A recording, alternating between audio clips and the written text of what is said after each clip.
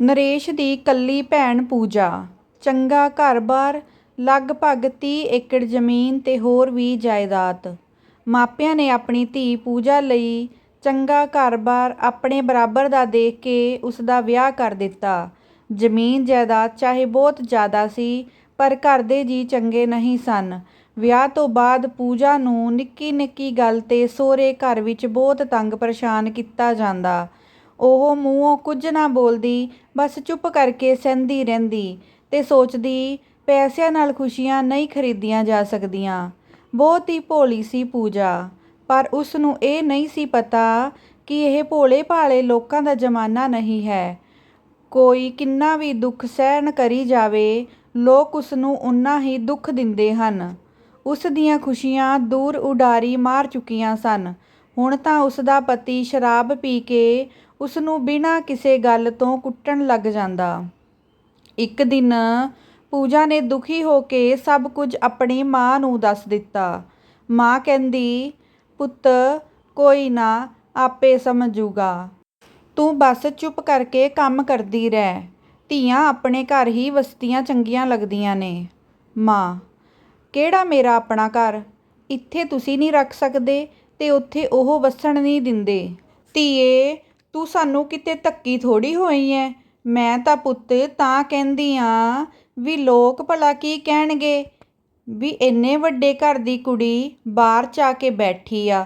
ਫਿਰ ਪੂਜਾ ਨੇ ਇਹ ਸੋਚ ਕੇ ਕਦੇ ਸ਼ਿਕਾਇਤ ਨਾ ਕੀਤੀ ਕਿ ਮੈਨੂੰ ਆਪਣੇ ਪੇਕੇ ਘਰ ਦੀ ਢੋਈ ਨਹੀਂ, ਮੇਰਾ ਕੋਈ ਵੀ ਦੁੱਖ ਦਰਦ ਨਹੀਂ ਸਮਝਦਾ। ਸਾਲ ਕੁ ਬਾਅਦ ਪੂਜਾ ਦੇ ਇੱਕ ਧੀ ਹੋਈ ਤੇ ਉਹ ਬਹੁਤ ਖੁਸ਼ ਸੀ ਕਿ ਚਲੋ ਹੁਣ ਤਾਂ ਸ਼ਾਇਦ ਉਸਦੇ ਘਰ ਵਾਲਾ ਬਦਲ ਜਾਏਗਾ, ਪਰ ਉਹ ਨਹੀਂ ਬਦਲਿਆ। ਸਗੋਂ ਪੂਜਾ ਦੀ ਸੱਸ ਵੀ ਉਸਨੂੰ ਗੱਲ-ਗੱਲ ਤੇ ਟੋਕਦੀ ਰਹਿੰਦੀ, ਕਿਉਂਕਿ ਉਸਨੇ ਇੱਕ ਧੀ ਨੂੰ ਜਨਮ ਦਿੱਤਾ ਸੀ। ਉਸਦਾ ਪਤੀ ਕਹਿੰਦਾ, "ਤੂੰ ਆਪਣੇ ਪੇਕੇ ਚਲੀ ਜਾ, ਮੈਂ ਇੰਗਲੈਂਡ ਜਾਣਾ।" ਪੂਜਾ ਨੂੰ ਰੋਂਦੀ ਕੁਰਲਾਉਂਦੀ ਨੂੰ ਨੰਨ੍ਹੀ ਪਰੀ ਸਮੇਤ ਪੇਕੇ ਭੇਜ ਦਿੱਤਾ। ਇੰਗਲੈਂਡ ਜਾ ਕੇ ਉਸਦੇ ਪਤੀ ਨੇ ਉਸਨੂੰ ਇੱਕ ਵਾਰ ਵੀ ਫੋਨ ਨਾ ਕੀਤਾ। ਫਿਰ ਪੂਜਾ ਦੇ ਸਹੁਰੇ ਪੂਜਾ ਦੇ ਪੇਕਿਆਂ ਨੂੰ ਕਹਿੰਦੇ ਕਿ ਤੁਸੀਂ ਆਪਣੀ ਕੁੜੀ ਆਪਣੇ ਘਰੇ ਹੀ ਰੱਖੋ। 2 ਸਾਲ ਸਮਝੌਤੇ ਦੀ ਗੱਲ ਚੱਲਦੀ ਰਹੀ, ਪਰ ਉਹ ਨਾ ਮੰਨੇ। ਕਹਿੰਦੇ, "ਆਪਦੀ ਕੁੜੀ ਲੈ ਜਾਓ ਤੇ ਉਸਦਾ ਸਮਾਨ ਵੀ ਲੈ ਜਾਓ ਚੁੱਕ ਕੇ।"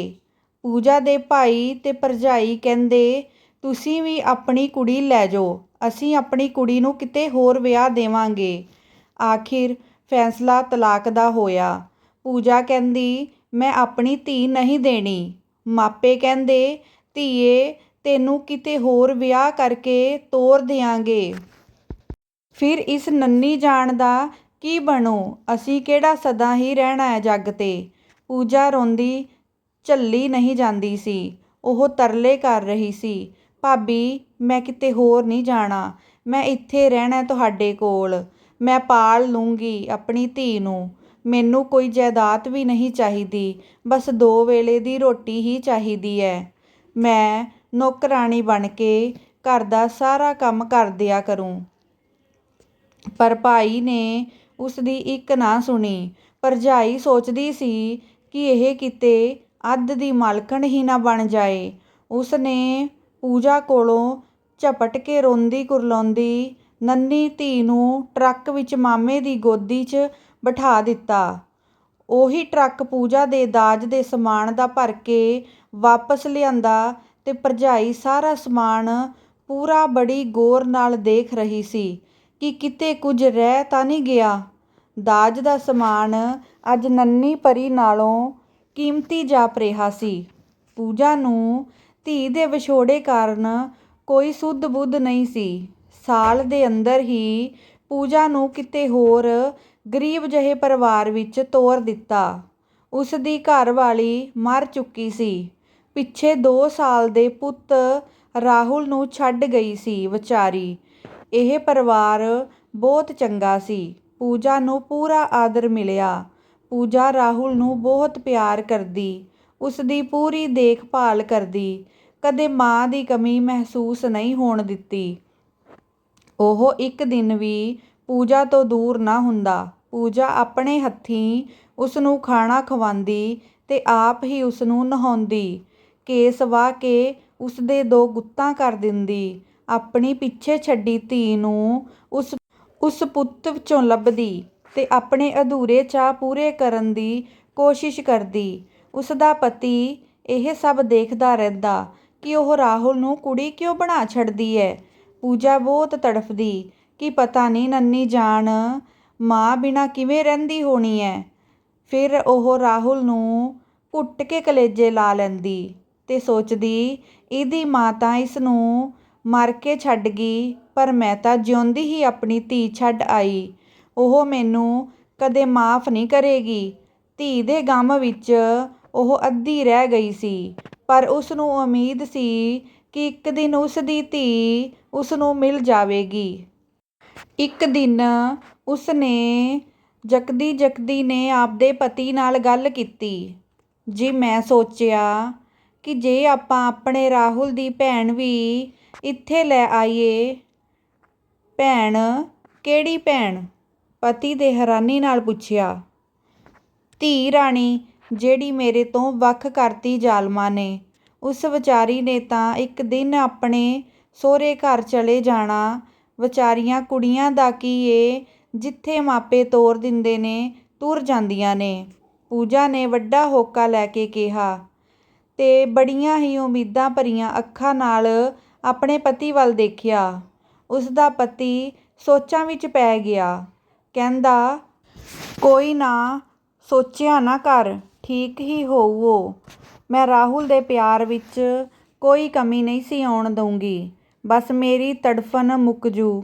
ਆਪਣੀ ਧੀ ਨੂੰ ਗਲੇ ਲਗਾ ਕੇ ਮੇਰੇ ਕਲੇਜੇ ਠੰਡ ਪੈ ਜਾਏਗੀ। ਨਹੀਂ ਤਾਂ ਮੈਂ ਦਿਨ ਰਾਤ ਉਸ ਬਾਰੇ ਸੋਚਦੀ ਰਹਿੰਦੀ। ਪੂਜਾ ਨੇ ਉਸ ਨੂੰ ਵਿਸ਼ਵਾਸ ਦਿਵਾਉਣ ਦੀ ਕੋਸ਼ਿਸ਼ ਕੀਤੀ।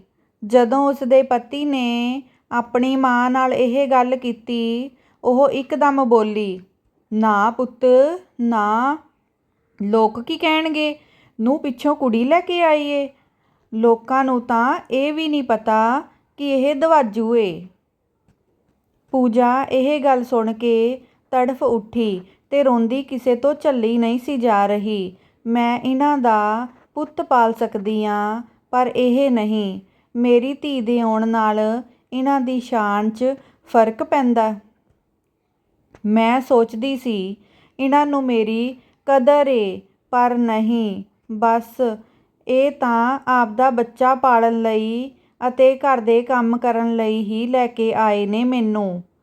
ਇਹਨਾਂ ਨੂੰ ਮੇਰੀਆਂ ਭਾਵਨਾਵਾਂ ਦੀ ਕੋਈ ਕਦਰ ਨਹੀਂ। ਮੇਰਾ ਤਾਂ ਹੁਣ ਭੋਰਾ ਵੀ ਜੀ ਨਹੀਂ ਕਰਦਾ ਇੱਥੇ ਰਹਿਣ ਨੂੰ। ਮੈਂ ਚਲੀ ਜਾਵਾਂਗੀ ਇੱਥੋਂ। ਪਰ ਕਿੱਥੇ? ਪੇਕੇ ਤਾਂ ਨਹੀਂ ਜਾਵਾਂਗੀ। ਉੱਥੇ ਮੇਰੇ ਲਈ ਕੋਈ ਥਾਂ ਨਹੀਂ। ਉਹ ਤਾਂ ਮੈਨੂੰ ਤੇ ਮੇਰੀ ਧੀ ਨੂੰ ਉਦੋਂ ਹੀ ਨਹੀਂ ਰੱਖ ਸਕੇ। ਮੇਰੀ ਧੀ ਹੁਣ ਮੈਨੂੰ ਕਦੇ ਨਹੀਂ ਮਿਲੇਗੀ। ਮੈਨੂੰ ਤਾਂ ਮਰ ਹੀ ਜਾਣਾ ਚਾਹੀਦਾ ਹੈ। ਪੂਜਾ ਸਾਰੀ ਰਾਤ ਸੋ ਨਾ ਸਕੀ। ਭਰੀਆਂ ਅੱਖਾਂ ਨਾਲ ਇਹ ਸਭ ਕੁਝ ਸੋਚ ਰਹੀ ਸੀ ਤੇ ਨਾਲ ਪਏ ਰਾਹੁਲ ਨੇ ਮਾਂ ਨੂੰ ਘੁੱਟ ਕੇ ਜੱਫੀ ਪਾ ਲਈ। ਉਸਨੇ ਵੀ ਰਾਹੁਲ ਦਾ ਮੱਥਾ ਚੁੰਮਿਆ ਤੇ ਕਲਾਵੇਂ ਵਿੱਚ ਲੈ ਲਿਆ। ਕਹਿੰਦੀ, ਮੈਂ ਮੇਰੇ ਪੁੱਤ ਨੂੰ ਛੱਡ ਕੇ ਕਿਤੇ ਨਹੀਂ ਜਾਵਾਂਗੀ। ਮੈਂ ਹੁਣ ਦੁਬਾਰਾ ਇੱਕ ਮਾਸੂਮ ਨੂੰ ਮਾਂ ਵਾਰਾ ਨਹੀਂ ਹੋਣ ਦਿਆਂਗੀ।